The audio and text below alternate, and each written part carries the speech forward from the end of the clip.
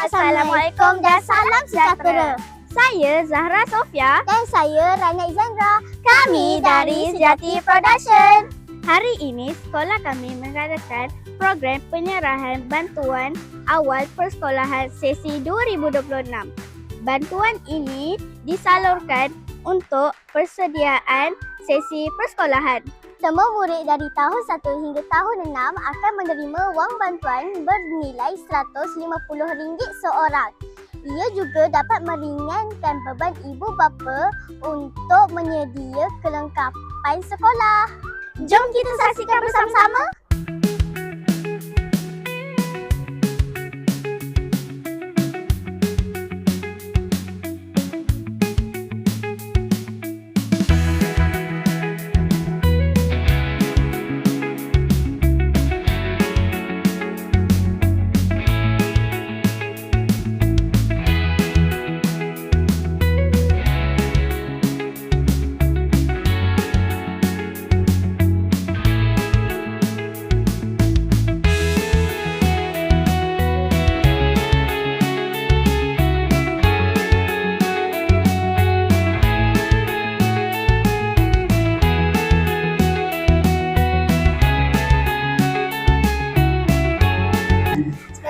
Boleh perkenalkan diri?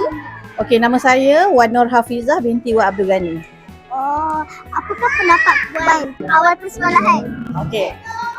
Okey, terima kasih di atas soalan daripada Rania. Okey, berkenaan dengan bantuan awal persekolahan ya.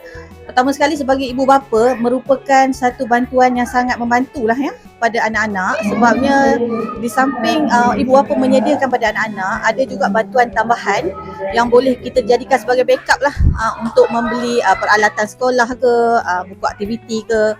Okey, jadi dari segi bantuan ni sebenarnya sangat-sangat membantu. Okey? Itu saja. Terima kasih, Wan. Sama. Boleh introduce yourself? Yes, my name is Fatimah Zahra. My name is Muhammad Izzah. My name is Nukasya Arisha. My name is Puteri. Dengan duit RM150, adik-adik nak buat apa? Nak play. Nak beli barang sekolah. Membeli barang sekolah. Beli beg sekolah. Terima kasih.